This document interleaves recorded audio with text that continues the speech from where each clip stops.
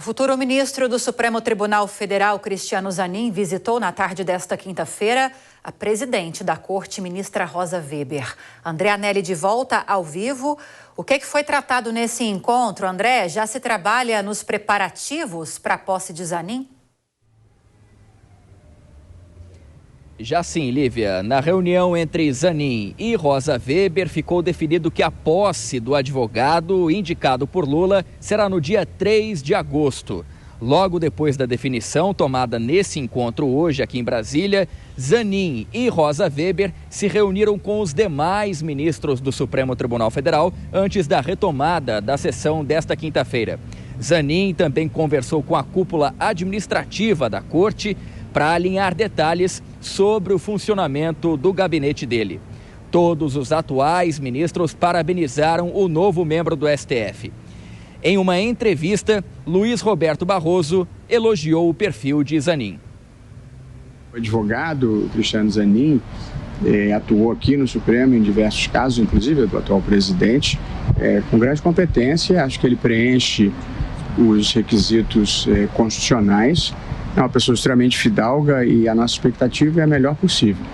Eu gosto sempre de lembrar que depois que uma pessoa entra no Supremo, ela vive para a sua própria biografia, não vive para a biografia dos outros, não. E, portanto, eu não vejo com grande preocupação o comportamento que ele vai adotar. Aqui a única coisa que liberta é fazer a coisa certa. Zanin vai assumir a relatoria dos processos deixados por Ricardo Lewandowski, que se aposentou em abril. Ao todo, o ex-ministro deixou 534 processos em tramitação, o segundo menor acervo atual do STF.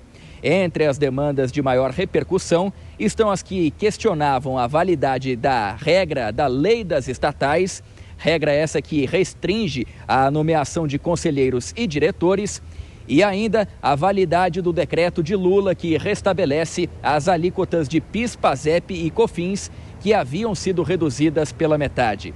O vínculo de Zanin com o ex-presidente tem sido, inclusive até agora, a maior polêmica do novo ministro do STF. A crítica da oposição ao governo é de que a indicação feriu o princípio administrativo da impessoalidade. Ontem, no entanto, durante a sabatina que participou na Comissão de Constituição e Justiça do Senado, Zanin disse que iria se declarar impedido de julgar os casos em que atuou como advogado de Lula. Lívia. Obrigada, André Anelli, pelas informações. Já a gente segue falando de CPMI, dos atos de 8 de janeiro, e inclusive com um convidado especial, o senador Isalci Lucas, que integra essa comissão. Até a próxima, André. Bom trabalho aí para você. Agora, Nelson Kobayashi, eu queria te ouvir a respeito dessas expectativas positivas por parte dos ministros da Suprema Corte com a chegada de Cristiano Zanin. O André explicou para a gente que ele vai herdar de Lewandowski mais de 500 processos, mas todo mundo vai ficar de olho sobre qual vai ser a postura dele diante daqueles processos mais delicados, principalmente daqueles processos nos quais ele, em algum momento, foi parte da defesa, parte envolvida, e eventuais processos futuros que envolvam, talvez, o presidente Lula.